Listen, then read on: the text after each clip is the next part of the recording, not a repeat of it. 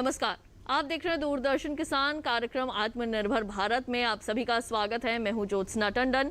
अपने आज के इस कार्यक्रम में कुछ विशेष जानकारियां लेकर आए हैं आपके लिए। उन जानकारियों से पहले डालते हैं नजर आज की सुर्खियों पर। यास का एक उग्र चक्रवाती तूफान में बदल जाने का है अनुमान। बिहार से जीआई प्रमाणित शाही लीची की पहली खेप ब्रिटेन हुई निर्यात। खरीफ फसलों की बुवाई के लिए आईसीएआर द्वारा क्षेत्र के हिसाब से एडवाइजरी जारी। कृषि में सहयोग के लिए भारत और इजराइल के बीच 3 साल की कार्य योजना पर हुए हस्ताक्षर। और अब आइए समाचार देखते हैं विस्तार से। यास एक उग्र चक्रवाती तूफान में बदलने का अनुमान लगाया जा रहा है और ये चक्रवाती तूफान यास पश्चिम बंगाल और ओडिशा के उत्तरी तटों को पार करेगा। इसके बारे में ज्यादा जानकारी दे रहे हैं मौसम विभाग के महानिदेशक। सर, अभी जैसे बंगाल की खाड़ी में जो आने वाला तूफान है सर ये कितना खतरनाक हो सकता है? अभी बे ऑफ बंगाल में एक साइक्लोन केंद्रीभूत है जो कि पारादीप से लगभग 500 किलोमीटर दूरी पे और बालासोर से लगभग 620 किलोमीटर दूरी पे केंद्रीभूत है और ये धीरे धीरे नॉर्थ वेस्ट दिशा में गति कर रहा है और 26 तारीख दोपहर को नॉर्थ उड़ीसा और वेस्ट बंगाल कोस्ट को पारादीप और सागर आइलैंड के बीच बालासोर के आसपास तट को पार करेगा और तब इसका wind speed 155 to 165 kmph gusting to 185 kmph होगा। ये जो विंड स्पीड होता है ये एक वेरी सीवियर साइक्लोन स्टॉर्म का विंड स्पीड है। ये इस विंड स्पीड में आपका लार्ज स्केल डैमेज हो सकता है स्ट्रक्चर को, जैसे बड़े बड़े पेड़ गिर सकता है, जैसे बनियन ट्री, पीपल ट्री और मैंगो ट्री जैसे बहुत लार्ज बूसी ट्री होते हैं वो सभी भी गिर सकता है। सबसे ज़्यादा सर कौन सा राज्य प्रभावित होने की संभावना है और एनडीआरएफ का जो टीम है और राज्य सरकार है उसमें क्या सहयोग चल रहा है? सबसे ज़्यादा impact Orissa, specially north Orissa और इसके आसपास जो नॉर्थ वेस्ट बंगाल एरिया है होने का हम उम्मीद कर रहे हैं, क्योंकि ये नॉर्थ उड़ीसा के ऊपर तट को पार कर रहे हैं। बालासोर के आसपास पारादीप और सागर आइलैंड के बीच बालासोर के आसपास ये वेरी सीवियर साइक्लोन स्टॉर्म जैसे तट को पार कर रहा है और इसको लेकर सभी agencies including NDRF and all national agencies and state agencies मिलकर काम कर रहे हैं। मौसम विभाग द्वारा सूचित किए जाने के बाद सशस्त्र बलों ने चक्रवाती तूफान यास के प्रभाव से निपटने के लिए तैयारी शुरू कर दी है। चक्रवात यास की 26 मई को पूर्वी तट पर पहुंचने की संभावना है। भारतीय वायुसेना के 15 मालवाहक विमानों ने जामनगर, वाराणसी, पटना और एर्नाकुलम से राष्ट्रीय आपदा मोचन बल के 950 कर्मियों और 70 टन सामग्री को कोलकाता, भुवनेश्वर और पोर्ट ब्लेयर पहुंचाया है। 16 विमान और 26 हेलीकॉप्टर तत्काल तैनाती के लिए तैयार रखे गए हैं। भारतीय नौसेना ने मानवीय सहायता और आपदा राहत की 10 खेप भुवनेश्वर और कोलकाता भेजी है। 4 गोताखोर और 10 बाढ़ राहत टुकड़ियां कोलकाता, भुवनेश्वर और चिल्का में तैनात की गई है। थल सेना की 8 बाढ़ राहत और इंजीनियर टास्क फोर्स की 3 टुकड़ियां नागरिक प्रशासन के अनुरोध पर तैनात करने के लिए तैयार की गई है। बिहार से जीआई प्रमाणित शाही लीची की पहली खेप ब्रिटेन हुई निर्यात। देखते हैं ये खास रिपोर्ट। त्रिपुरा के कटहल के बाद जीआई प्रमाणित उत्पादों के निर्यात को बढ़ावा देने के लिए बिहार से शाही लीची की इस मौसम की पहली खेप ब्रिटेन को निर्यात की गई। शाही लीची के निर्यात के लिए पादप स्वच्छता प्रमाणन पटना में नव स्थापित प्रमाणन सुविधा से जारी किया गया। फल को बिहार स्थित मुजफ्फरपुर के किसानों से प्राप्त किया गया और सिरा इंटरप्राइजेस इसका निर्यात कर रहा है। वहीं लीची का आयात लंदन के H&J वेज कर रहा है। शाही लीची के निर्यात की सुविधा के लिए एपीडा ने बिहार के कृषि विभाग सहित किसानों, निर्यातकों और आयातकों जैसे अन्य हितधारकों का सहयोग लिया। 2018 में जीआई प्रमाणन प्राप्त करने वाला शाही लीची बिहार से चौथा कृषि उत्पाद था। शाही लीची के लिए जीआई पंजीकरण मुजफ्फरपुर स्थित लीची ग्रोअर्स एसोसिएशन ऑफ बिहार को दिया गया। बिहार के मुजफ्फरपुर, वैशाली, समस्तीपुर, चंपारण, बेगूसराय जिले और आसपास के क्षेत्रों में शाही लीची की बागवानी के लिए अनुकूल जलवायु है। चीन के बाद भारत विश्व में लीची का दूसरा सबसे बड़ा उत्पादक है। बिहार लीची के उत्पादन मामले में अव्वल है। और इसी के साथ समय हो चला है एक छोटे से ब्रेक का। जल्द लौटेंगे वापस, कहीं मत जाइए, देखते रहिए दूरदर्शन के साथ।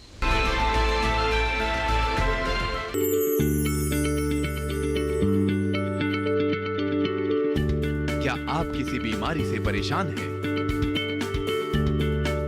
चाहते हैं डॉक्टर की सलाह? तो हम हैं आपके साथ।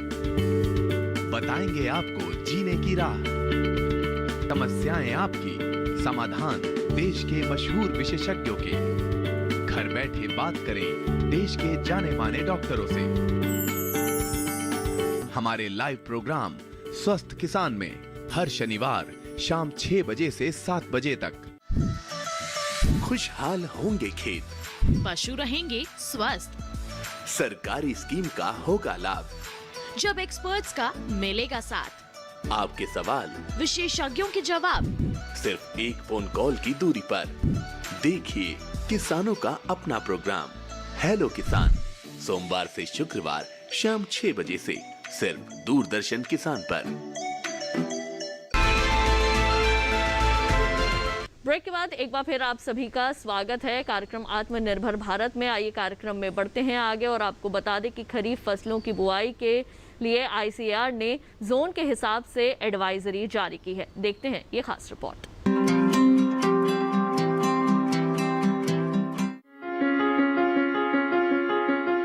एक तरफ खरीफ की तैयारी है और दूसरी तरफ लॉकडाउन की वजह से बुआई के लिए जरूरी सामग्री बाजार में पर्याप्त मात्रा में उपलब्ध नहीं है। ऐसे में भारतीय कृषि अनुसंधान परिषद की एडवाइजरी किसानों का काम आसान कर सकती है। ये एडवाइजरी 28 राज्यों और 8 केंद्र शासित प्रदेशों की सभी प्रमुख फसलों, पशुधन, मुर्गी पालन और मछली पालन के लिए है। कृषि के हिसाब से देश को 11 जोन में बांटा गया है। एडवाइजरी जोन के हिसाब से ही जारी की गई है। कृषि के क्षेत्र में पंजाब का नाम पूरे भारत में है। यहाँ के लिए वैज्ञानिक कम अवधि और ज्यादा उपज वाली धान बोने की सलाह दे रहे हैं। नर्सरी बोने का काम 5 जून तक पूरा कर लें और रोपाई 20 जून से 5 जुलाई तक पूरी हो जानी चाहिए। इसके अलावा किसानों को पानी की बचत के लिए सीधी बिजाई वाली किस्मों का चयन करना चाहिए। ये उनके लिए बेहतर रहेगा। राज्य में बासमती चावल की बुआई का सही समय 15 से 30 जून है। जो किसान गेहूं के खाली खेतों में धान बो रहे हैं और गेहूं में फास्फोरस डाल चुके हैं, वो धान में इसका इस्तेमाल ना करें। कपास का ज्यादा उत्पादन पाने के लिए BT कॉटन की PAU BT1 किस्म की बुआई करें।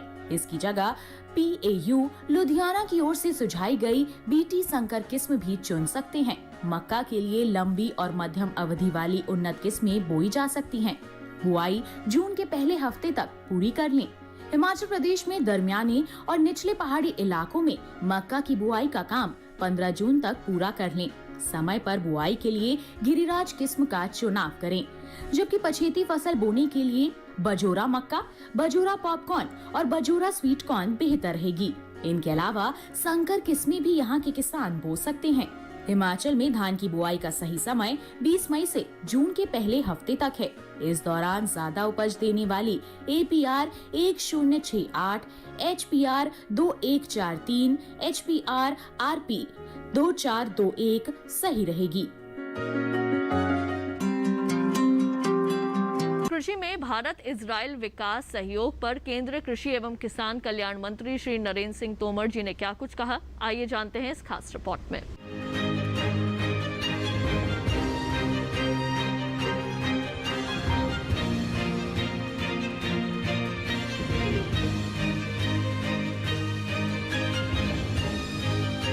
भारत और इजराइल दोनों मिलकर 2021 से 2023 तक की कार्य योजना पर हस्ताक्षर कर रहे हैं। इस अवसर पर मैं इजराइल को और हमारे कृषि मंत्रालय के सभी बंधुओं को हृदय से बहुत बहुत बधाई देता हूँ, बहुत बहुत शुभकामनाएं देता हूँ।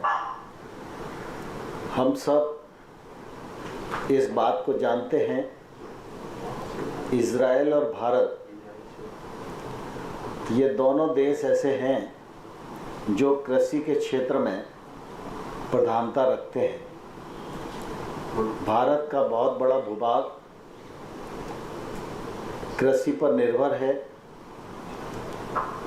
भारत कृषि को प्रधानता देकर काम करता है। भारत सरकार की कृषि हितैषी नीतियाँ, उससे निश्चित रूप से कृषकों के जीवन स्तर में भी बदलाव आ रहा है और कृषि मुनाफे की ओर बढ़ रही है। और कृषि के क्षेत्र में काम करने वाले हमारे किसान भाइयों की आमदनी बढ़े, यह प्रधानमंत्री जी का दृढ़ संकल्प है। भारत और इजराइल की द्विपक्षीय मित्रता जग जाहिर है। इससे पूर्व भी हम सब लोग मिलकर इस दिशा में कार्य करते रहे हैं।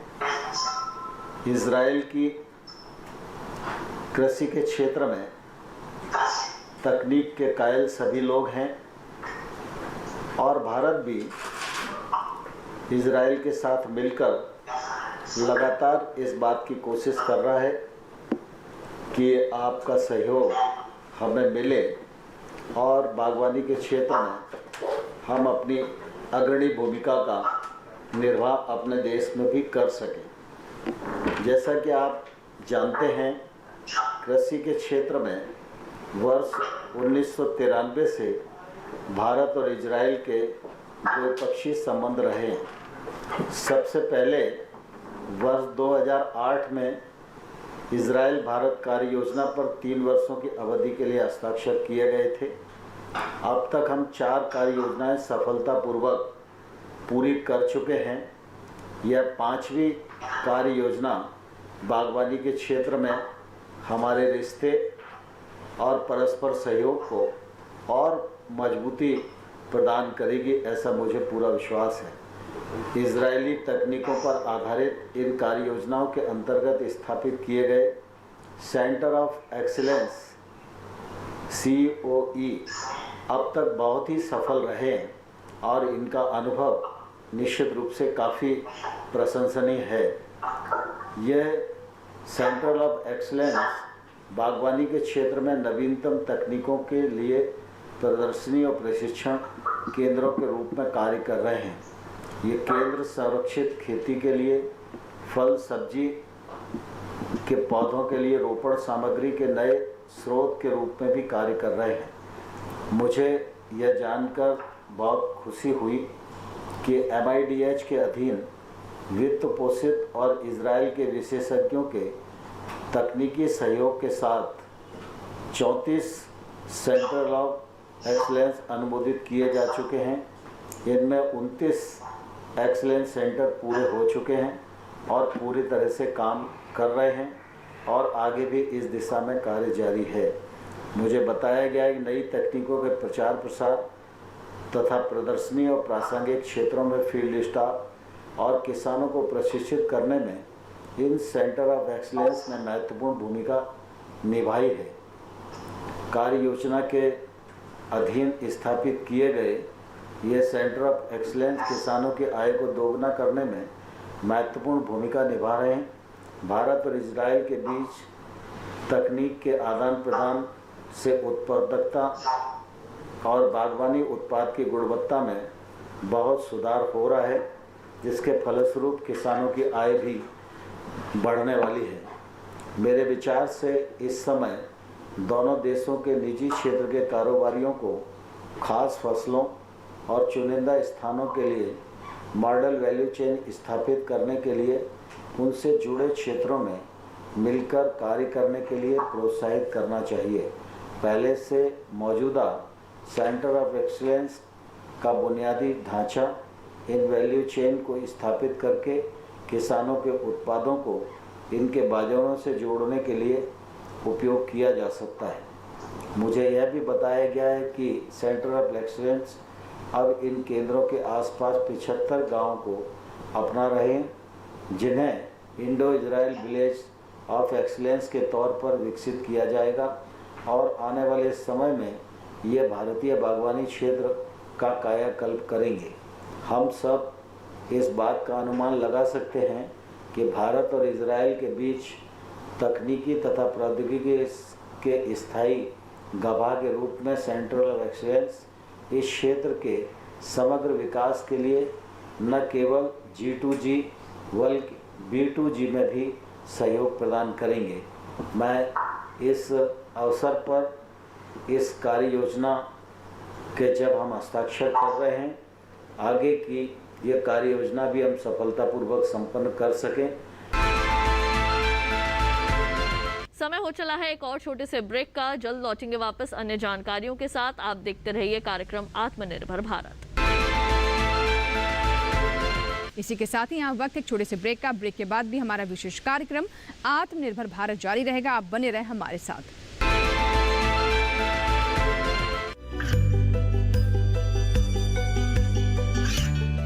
गांवों और पिछड़े क्षेत्रों में सरकारी योजनाओं की जानकारी पहुंचा। देश में कौशल और क्षमता विकास कर ग्रामीणों को सामाजिक बदलाव और विकास से जोड़ने की दूरदर्शन किसान की पहल चौपाल चर्चा देखें सोमवार से शुक्रवार सुबह 9 बजे। ये कामयाबी है अन्नदाता की। ये कहानी है खेत और खलिहानों की। कैसे करें अपने पशुओं की देखभाल, जानिए गांव-गांव के किसानों का हाल। देखिए गांव किसान सोमवार से शुक्रवार दोपहर 12 बजे सिर्फ डीडी किसान पर। ब्रेक के बाद एक बार फिर आप सभी का स्वागत है हमारे खास कार्यक्रम आत्मनिर्भर भारत में।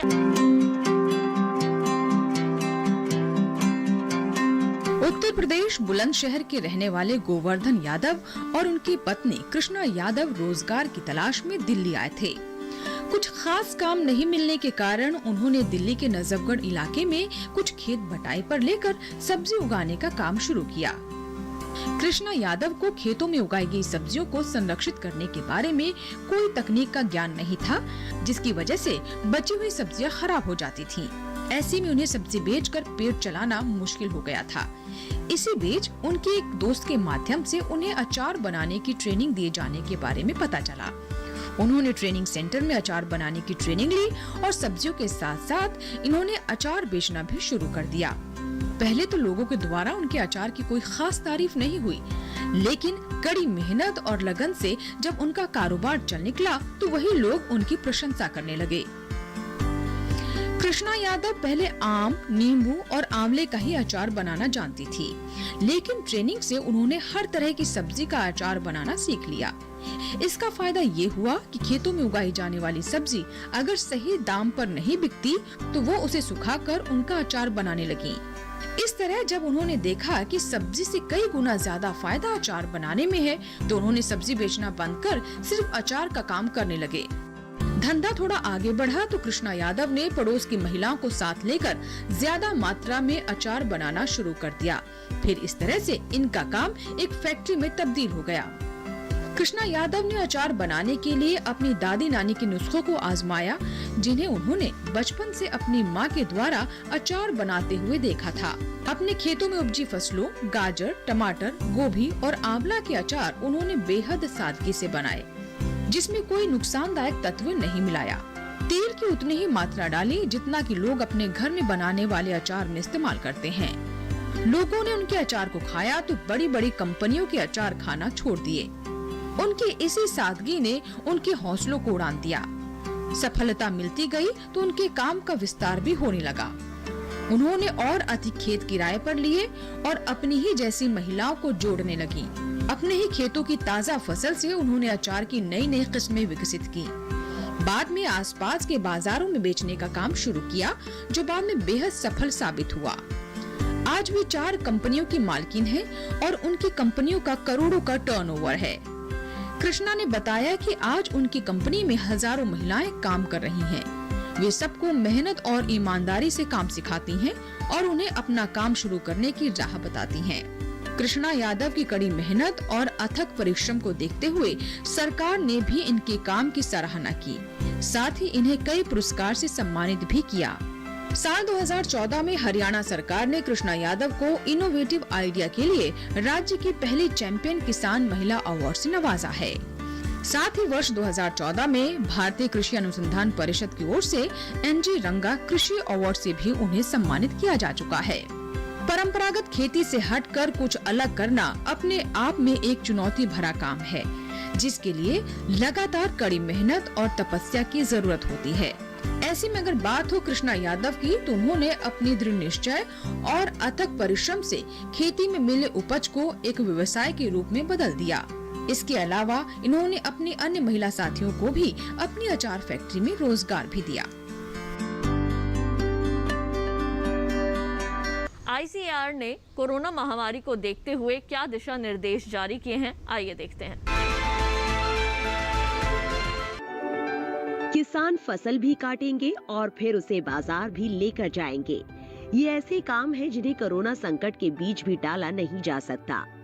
किसानों का काम भी चलता रहे और बीमारी का फैलाव भी ना हो, इसके लिए कई तरह की सावधानियां अन्नदाता को अपनानी होंगी, जैसे बार बार साबुन से हाथ धोना, सामाजिक दूरी बनाए रखना, चेहरे पर मास्क लगाना, औजारों और मशीनों की साफ सफाई का ख्याल रखना, यानी मशीनों को सैनिटाइज करते रहे। इसी तरह परिवहन वाहनों, जूट बोरों या दूसरे पैकेजिंग सामान को भी इस्तेमाल से पहले सैनिटाइज करें। बेहतर होगा कि ज्यादातर काम मशीनों से किया जाए और मशीन के पास केवल आवश्यक संख्या में ही मजदूरों को जाने दिया जाए। जिन हिस्सों में कटाई या चुनाई का काम हाथों से हो रहा है, वहां 4 से 5 फीट की पट्टियों में काम करें।